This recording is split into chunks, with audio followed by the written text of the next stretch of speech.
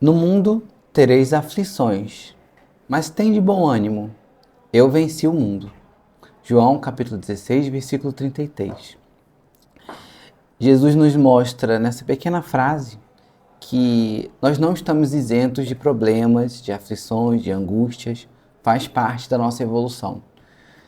Ele não prometeu uma vida sem mazelas, tanto que a própria vida dele, como exemplo, como ele sempre foi exemplo, né? Como ele sempre é exemplo, sempre foi cheio de desafios. E ele passou muito bem.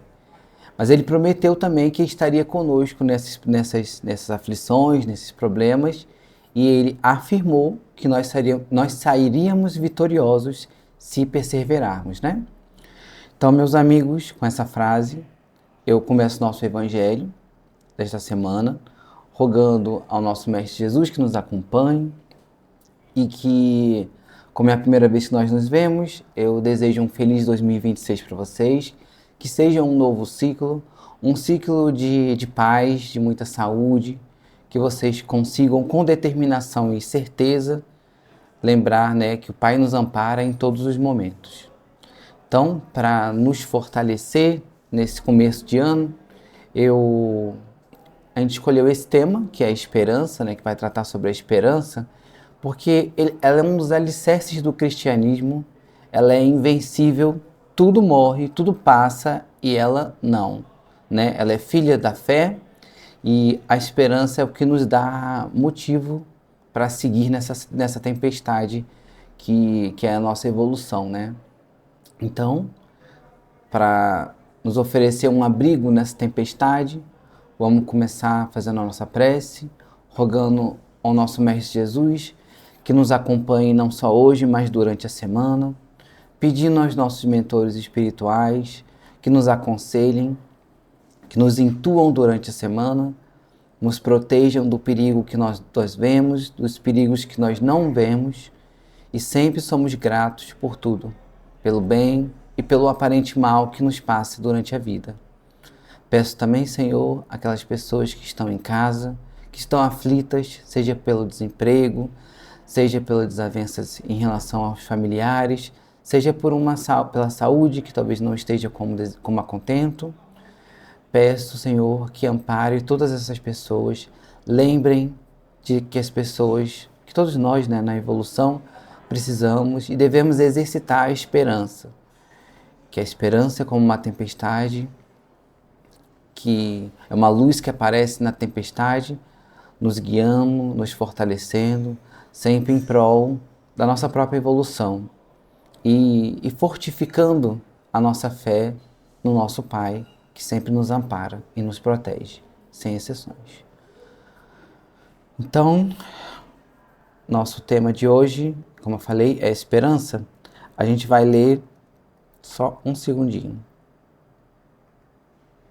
A gente vai ler um texto do Chico Xavier, chamado do livro Falando à Terra, que é a mensagem número 40, intitulada Esperança, por Viana de Carvalho. Se a noite o surpreendeu, de coração ferido ou de cérebro azorragado por amargos arrependimentos, não se renda à dor que lhe parece irremediável. É sempre muito importante a gente definir, informar os conceitos, às vezes, com o oposto. É pelo contraste que a gente identifica um conceito, até mais fácil de entender, né? Por que eu estou dizendo isso? Alcione, no livro Renúncia, ela fala assim: viver sem esperança é o maior de todos os males. Por que ela fala isso, né? A esperança, como eu falei antes, é o que nos dá a base, que nos dá a fé, né, que nos proporciona a temporalidade de todos os problemas. A gente sabe que as coisas vão passar, que a falta de esperança é o pior sentimento, e a gente tem que lembrar que Deus está do nosso lado. Quando fala, se a noite o surpreendeu de coração ferido, a gente tem que lembrar que é a esperança que nos dá aquela força para suportar esses ventos, essas tempestades, esses raios que vão aparecer, sempre na esperança a esperança, né? De ter uma luz nesse fim dessa tempestade. Se a gente não tivesse essas tribulações, né? Se a gente não tivesse Deus do nosso lado, se Deus não fosse esse Pai amoroso que nos orienta e nos guia, a gente estaria em sofrimento muito maior. Então, esperança é aquele sentimento, é aquela determinação que a gente tem de que as coisas vão passar. Não ter esperança, que às vezes é mais fácil de você identificar, porque é muito comum a gente confundir fé com esperança, né? A gente saber que o mundo que nós vivemos é noite, que às vezes com a falta de um emprego, numa mazela, numa doença que a gente tenha, né? A gente tem que lembrar que Deus, que a esperança, está sempre do nosso lado. É como se fosse uma entidade que a gente pode convocar toda vez que a gente precisar de forças, né? Então, eu preciso também de lembrar achei bem interessante essa parte. Pilatos, tendo entrado de novo no palácio e feito vir Jesus à sua presença, disse-lhe: És o rei dos judeus? Respondeu-lhe Jesus: Meu reino não é deste mundo. Se o meu reino fosse deste mundo, a minha gente houvera combatido para impedir que eu caísse nas mãos dos judeus. O meu reino não é daqui. Então, mais uma vez, né, como muitas passagens, Jesus nos dá o testemunho de que na nossa passagem pelo mundo vai ter problemas, nós teremos problemas.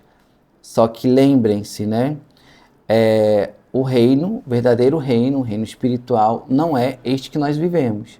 É um justo em que nós construímos, na verdade, dia a dia, e que nós retornaremos para essa vida que é a verdadeira vida, a vida espiritual. Numa dimensão muito mais justa, né, de amor, e todos aqueles que seguirem o caminho do Mestre encontrarão esse verdadeiro reino. Jesus sempre traz esperança para a gente, esperança numa vida futura, que ele informa que é a verdadeira vida. A gente sempre tem que lembrar disso, né? Daí nasce essa esperança que é calcada na fé raciocinada. E tendo como base a justiça divina de Deus, né? Que rege todos nós com bondade. Uma coisa também que é decorrente dessa frase é o evangelho que nós falamos no ano passado. Nós falamos sobre as várias sementeiras, né? O coração é como se fosse um terreno. Se ele for cheio de seco, cheio de amargura, né? Um solo infértil, a esperança não vai conseguir surgir ali. Então a gente vai viver em angústia, a gente vai viver perdido, a gente vai se sentir menor, vai se sentir mais infelizes, ao ponto de não encontrar consolo em nada, né? E sem perceber que as coisas têm valor, que as coisas têm um fundo de amor, porque Deus é amor e tudo que está ao nosso entorno é amor, né? Então, quando o nosso coração pesa em desesperança, não nos rendamos à dor, como fala o texto, porque eu lembro de um livro do Victor Hugo, que é psicografado pela Zilda Gama. Eu lembro que no final do livro, sem dar spoiler, porque eu não vou falar qual é o livro, eu lembro que uma personagem, ela sofreu muito o livro inteiro, e bem no finalzinho, assim, tipo uns 3 capítulos antes do final, ela tava sofrendo muito, e ela pega o cabelo dela e ela se enforca. Desse momento, ela desencarna, e a espiritualidade fala que ela faltava muito pouco para ela cumprir tudo que ela tinha que passar naquela vida, e por uma atitude ela deixou passar essa oportunidade. Então ela teve que voltar pela mesma situação, com o mesmo algoz dela, se eu não me engano, acho que ele vira o filho dela, se eu não me engano, alguma coisa assim. E por um pouquinho talvez de paciência, mais paciência, eu sei que é difícil, né? Se ela tivesse um pouquinho mais de paciência e esperança, ela conseguiria salvar a vida anos e anos que ela lutou em absoluta retidão, mas no finalzinho ela não conseguiu.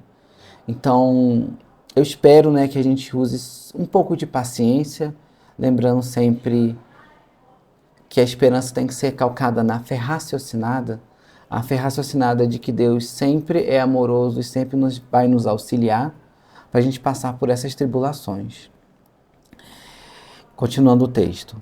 Enquanto a sombra se estende ao longo do caminho e a ventania sopra, qual lamentoso grito de angústia, fite as estrelas que cintilam nas alturas e siga adiante ao encontro do novo dia. Vocês lembram, né, que os antigos navegadores, eles se orientavam pelas estrelas, né, naquela imensidão do mar escuro, sem enxergar um palmo à frente. A natureza sempre nos demonstra, por esses exemplos silenciosos, de que a gente pode fazer um comparativo, né, entre a natureza e a nossa vida, no sentido de a nossa vida é essa escuridão. Existem estrelas, pontos de luz que nos iluminam nessa plena escuridão. Elas são distantes de nós, elas são vigilantes e elas são orientadoras também, como nós somos navegadores nessa vida, né? A gente sempre buscando terras firmes, a felicidade, a paz.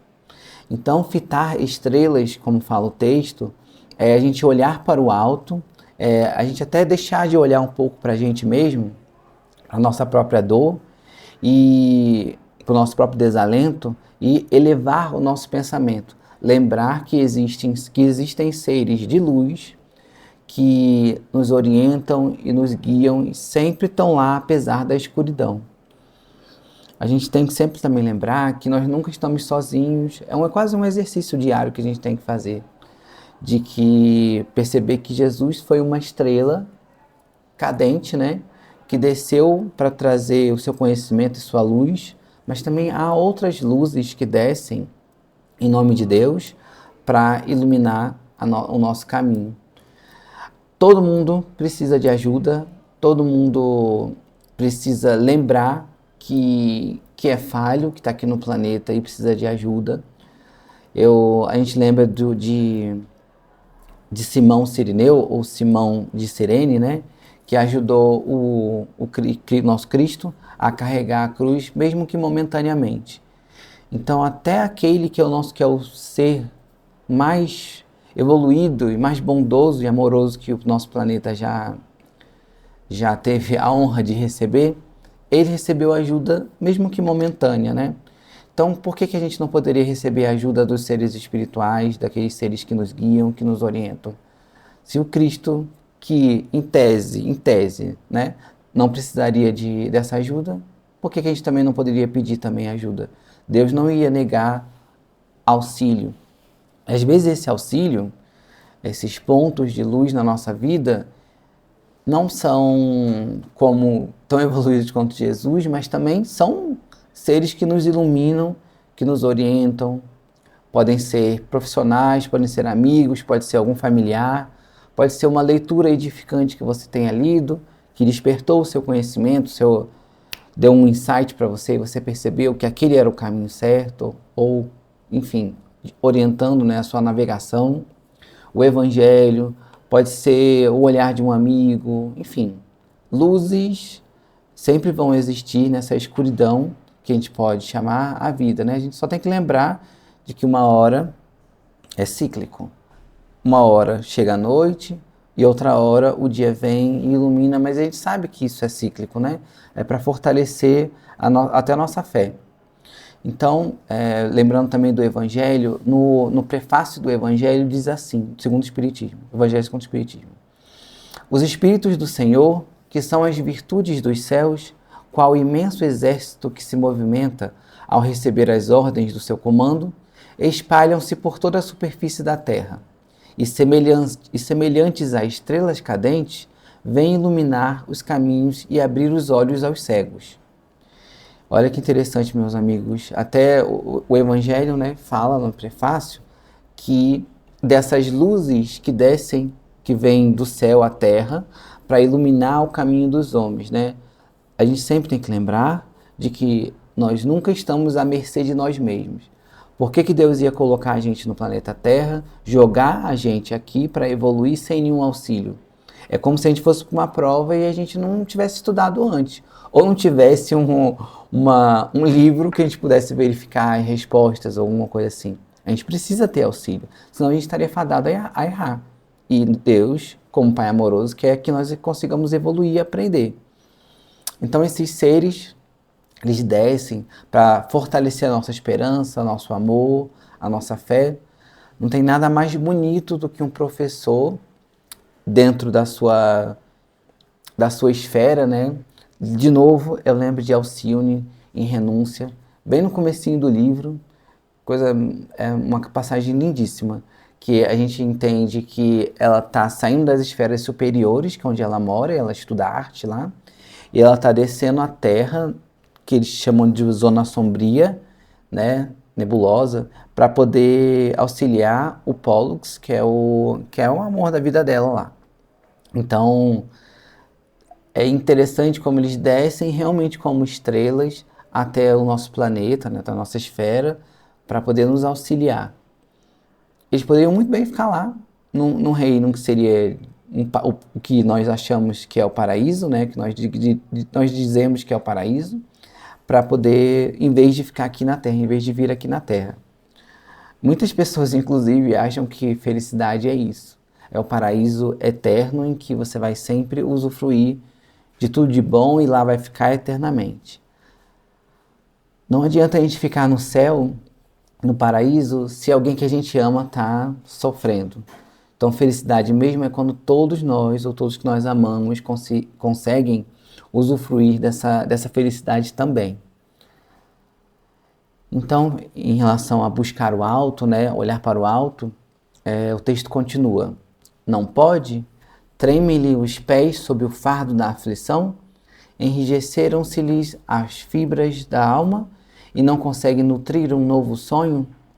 Erga uma prece à esperança, o gênio da luz que nos permite antever o porvir imenso. Recolha-se a oração e ela virá. Doce e infatigável enfermeira, balsamizar-lhes as chagas interiores e sustentar-lhe as energias semi-mortas. Meus amigos, a esperança, como essa força divina, né, como uma entidade, ele até coloca com E maiúsculo, esperança com E maiúsculo, como uma entidade, ela emana diretamente de Deus e ela nos lembra o porvir que nos espera. A gente não tem noção, certamente a gente não tem noção, do quanto de maravilhoso que nos espera. Jesus, é claro, que nos fala, né, nos orienta, nos esclarece, que de um mundo muito melhor que o nosso, se a gente seguir os ensinamentos de amor, né, e da caridade. Ele é como se a gente vivesse, como eu digo, nesse mar, e que a esperança é um farol que nos guia por um horizonte de amor, que nos liberta dessa angústia que de vez em quando nós assola o nosso coração, né? E esse farol amplia o nosso entendimento, entende que nos põe num lugar menor do que ele é. Os problemas lá fora são muito maiores, das outras pessoas são sempre maiores. Quando a gente desfoca do nosso problema, o nosso problema fica menor, ou melhor, ele fica do tamanho que realmente é. Tudo que a gente foca aumenta. Então, vamos focar no outro, para que isso diminua ou ele tenha um tamanho apropriado, para a gente poder tratar de fato com o problema dele, né? O tamanho real dele, sem ter essa angústia que tudo amplifica, tudo piora.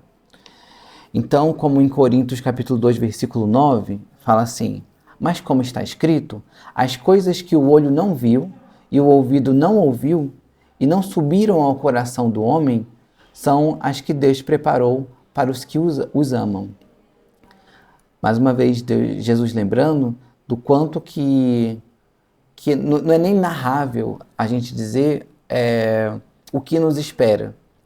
A gente não tem palavras ainda para poder descrever, inclusive, a felicidade plena.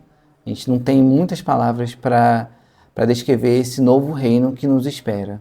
E espera a todos, sem exceção. Mente nenhuma é capaz de saber esse porvir, né, o que virá, né? De tão positivo que ele é, que a gente não tem comparação. Nosso mundo é o caos, aparente caos, apenas o caos. Então a gente não tem parâmetros para entender ou para perceber como que seria um mundo tranquilo, um mundo em que todo mundo é pacífico. A gente não tem um parâmetro para perceber isso ainda, né?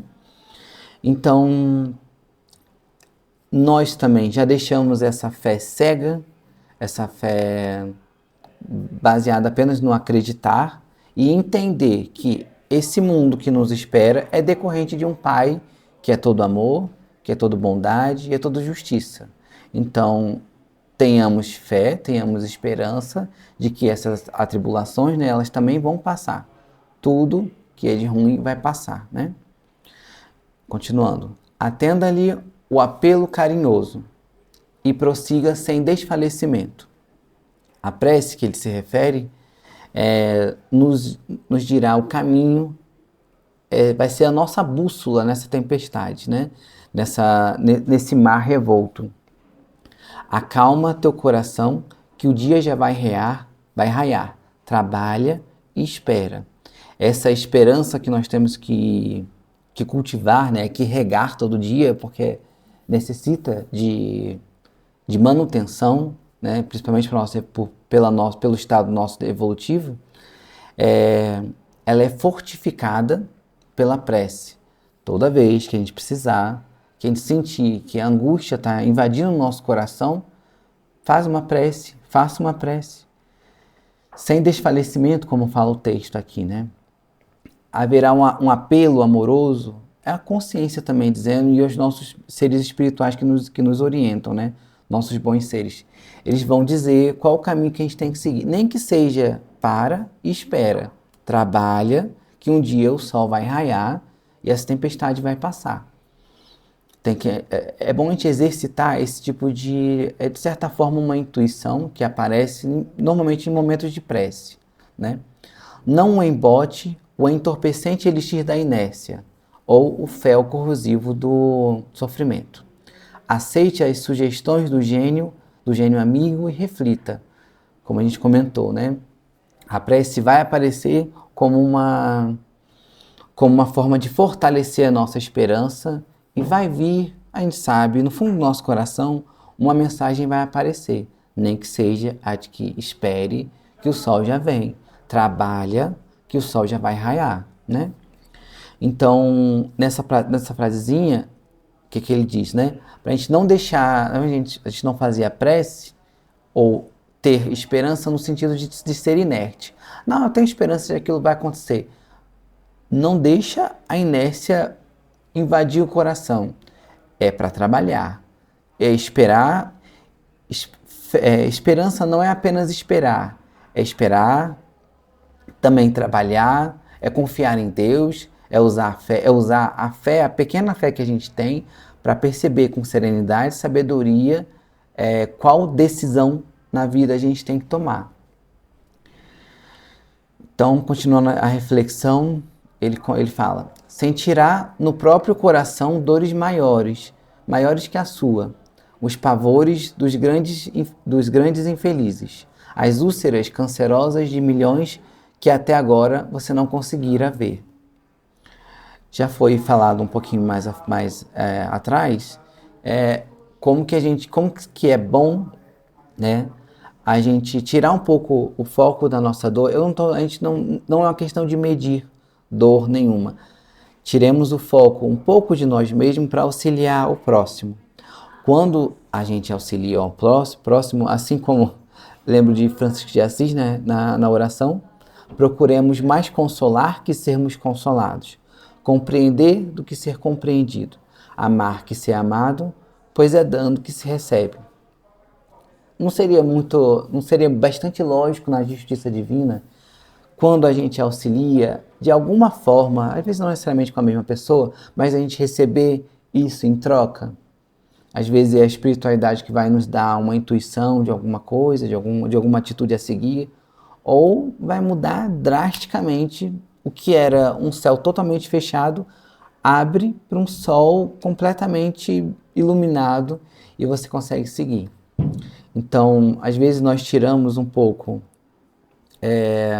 o foco de nós para poder atender ao próximo, e a gente é retribuído, às vezes nessa própria ação mesmo, a gente consegue nos sentir mais relaxados com os nossos problemas.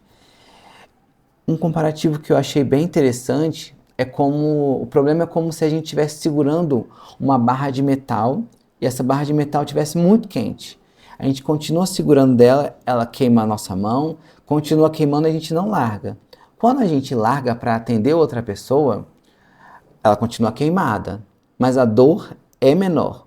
A gente vai ter que tratar da queimadura, mas enquanto vai que alguém tá morrendo ali do seu lado, você tira a mão do ferro quente e auxilia, você até esquece da sua dor ou da queimadura que você tem na mão.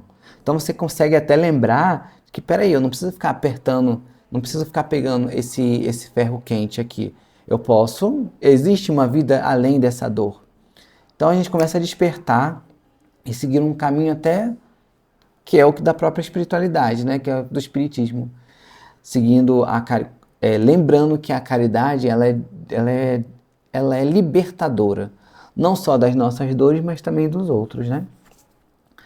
A espiritualidade sempre vai nos acolher, a gente tem que sempre lembrar disso. Mas desde que a gente trabalhe para isso também, né? Bater a porta.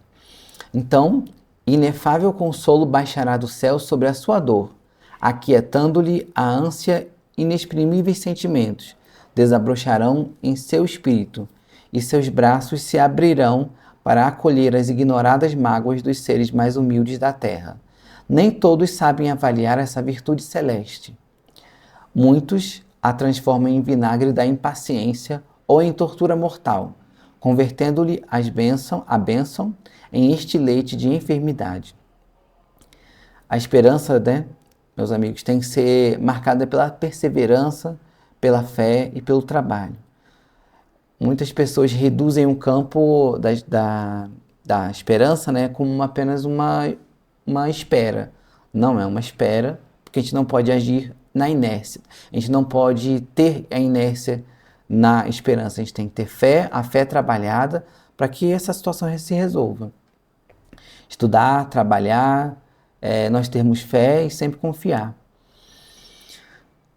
Lembrando, igual também falamos em algum evangelho passado, em relação também à sementeira, né? Que a inércia é como se fossem ervas daninhas, que elas vão sobrepor a nossa esperança ou qualquer virtude que a gente tenha. A gente sempre tem que exercitar para que essa energia possa fluir. Continuando. Felizes, porém, daqueles que lhe guardam a sublime claridade no imo do espírito, porque verão a sabedoria do tempo, adquirindo com a vida a ciência da paz. Espera, diz a noite, o dia voltará. Espera, clama a semente, o fruto não tarda. Espera, anuncia a justiça, e tudo recomporei. Bem-aventurados, pois, quantos no mundo sabem aprender, servir e esperar. Meus amigos, esse foi o nosso evangelho.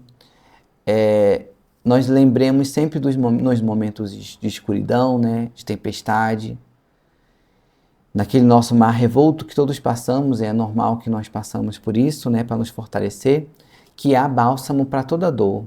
A justiça divina não nos abandona, nós sempre temos que exercitar e trabalhar com fé, com esperança que haverá um raiar de um novo dia, porque assim, né, fala também o Consolador, fala o Cristo, que o amor sempre vai reger nossos destinos. Deus, como nosso Pai de bondade, não vai deixar de nos amparar em nenhuma hipótese. A esperança é uma luz que amplia sempre o nosso horizonte, como eu falei, é um farol nessa escuridão que nos segue. A gente sempre tem que lembrar de olhar para cima, fazer uma prece, lembrar que nós temos recursos. Deus não vai deixar a gente sem nenhum recurso para seguir nesse caminho de tribulações. E sempre nós vamos sair mais fortes, né? Transforma assim os nossos problemas, essa esperança, nossos problemas em pequenos pontos diante do infinito que é esse horizonte. A nossa vida é uma razão muito pequena diante de tudo que a gente vai enfrentar ou já enfrentou nessa eternidade que é a nossa evolução. A gente vai perceber, às vezes até no próprio ano a gente percebe, aquela situação que eu passei, ela era tão mais simples, eu achava que ela era tão maior, ou foi resolvido tão fácil. Mas quando a gente está na tempestade, se a gente não tiver fé, a gente acha que tá tudo, que fé é esperança, tudo está perdido, né? A gente não pode ter esse pensamento. Lembrar de que há um raiar de um novo dia à nossa espreita, e a qualquer momento pode surgir. Então, meus amigos, exijam que em todo problema, toda tribulação que nós passemos, né, que vocês passem, vocês sempre saiam maiores do que entraram. Isso vai ser essencial para a nossa evolução, que é sempre no propósito de a gente evoluir, claro, e da gente praticar o que a gente sabe em teoria. Então, esse foi o nosso evangelho, focado na esperança. Utilizem esses conhecimentos ou as leituras que vocês possam ter durante a semana para fortalecer, ainda mais nesse começo de ano que a gente precisa sempre de objetivos mais claros, e a época dos objetivos, né, das metas, para que vocês consigam seguir o mais reto possível em direção à espiritualidade, em direção a Deus, que Deus sempre nos auxiliará, né? Vamos fazer a nossa prece final. Amado Mestre Jesus, nosso mentor que nos orienta e nos guia nessa escuridão que é o planeta Terra, que nós lembremos, Senhor, dessas luzes que descem ao céu, sempre em prol da nossa evolução, nós exercitarmos o nosso amor, pedindo à espiritualidade que abençoe as águas fluidificadas de cada pessoa, com os lenitivos necessários às mazelas, seja físicas, seja espirituais, seja psicológicas ou emocionais também. Que não só as pessoas que estão ouvindo esse evangelho, mas os seus vizinhos e os vizinhos desses vizinhos, todo o nosso planeta Terra seja protegido por essa luz verde da esperança, que acalma os corações, que orienta as nossas atitudes, seja onde nós estivermos, seja em casa, seja no trabalho, seja na rua, onde a aflição nos atingir ou tentar nos atingir, que a esperança seja um escudo que nos proteja e sempre lembre que Deus é sempre maior do que qualquer problema que nós passemos. Ele é nosso Pai amoroso, que envia luzes de amor, de afago, diretamente aos nossos corações. Muito obrigado, Senhor, nos ilumina e nos guarde sempre. Meus amigos, muito boa semana, fiquem com Deus.